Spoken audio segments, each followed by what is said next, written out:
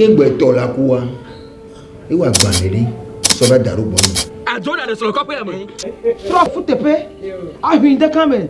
Ahin gafeme. Ahin zame. Mapugo. Dele minha bola, ele vai ler tama tonza. Aí dá pra ver lá no nyire. Abe bokua, on va le rozokua. Vai. C'est ça qu'on appelle les relations relationnelles. Faut blé. Maso, pe makma. E ba yo mama. Wan gbe ku so nyon vi am fofu am awo. Ati o da yemu le lo, even le George na yemu le gbe. Mo su tata o. Agba, agboji. Le Didibé a de la foi Tom. C'est ça qu'on appelle une relation extravago-régulateur thermique. E fu meteni o fo ari ni wari. No jivoari. Aba mi le so. O le jibe ya gbe so pe no. O de na bi le ra humi. Eno yen chan le funu. O tro signé to pe. Oh, et là il n'avait to ami. Il avait laissé le fou. Belazon à maman à tout copier ami. Ale wo ina le ya be de ko mu mu a ma ro ka fi gbo mele te po nga ka so ja ku ti me amo tale jo ave se nu a ma ka no jo amo ya ni do gulo jo amo Nejo. On kuma grama ko lo tonya ku. O bro gbe mi we nyu. Kulo. Katelo wi e. Roko bu baba di ku be su de o man.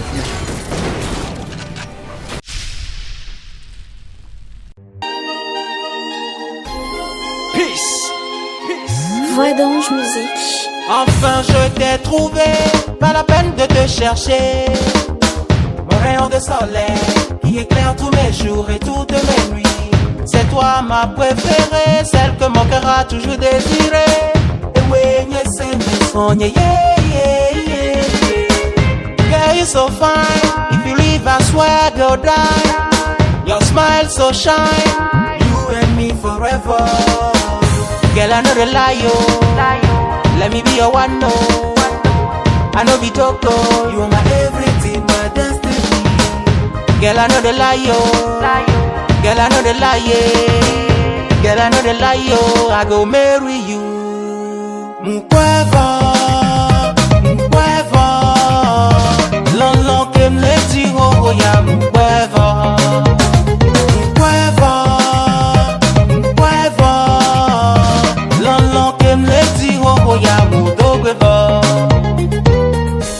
Since time I touch you, I see my soul growing up.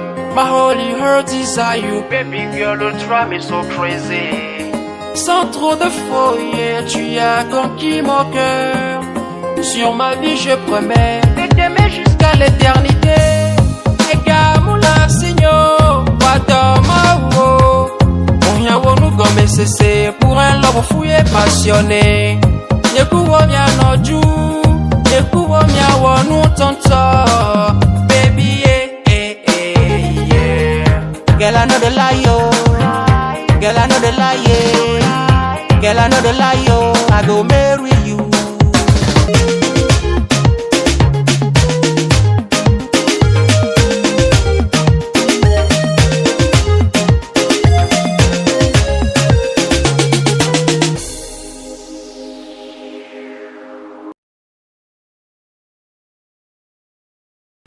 Gamla signora. Oh, mate grogna no, on togna ni mana yo, mate me gamle sion bana fi fije mavavo.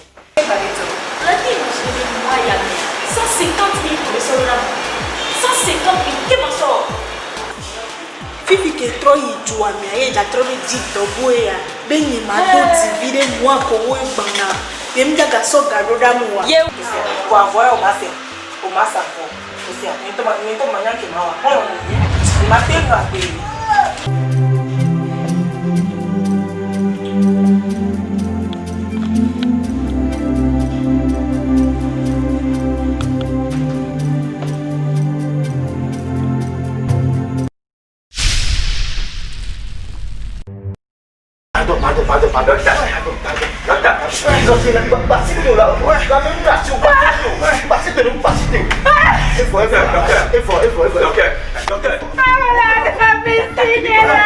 Tata, que mi pipa está mignon.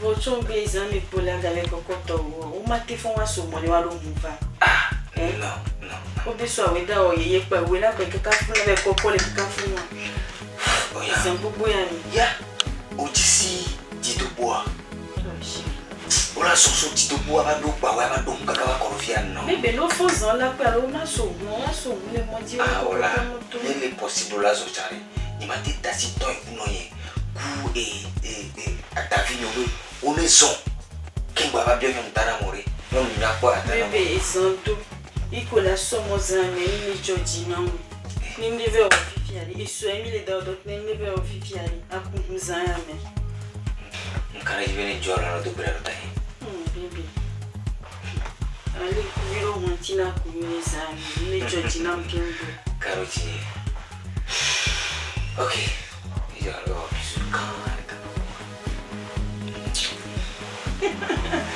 bisous ya famille kama baba manonye okay hizo kama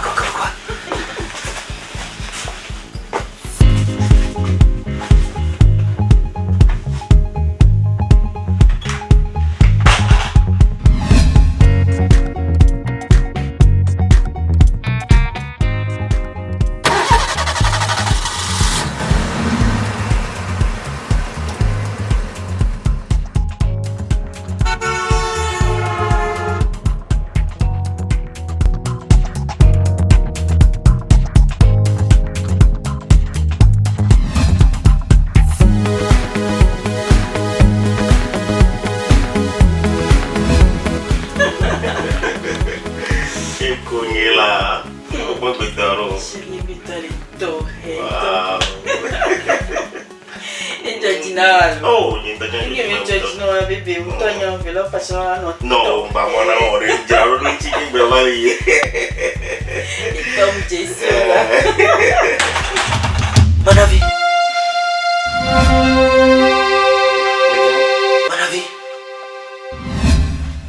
I can't imagine. Miguel.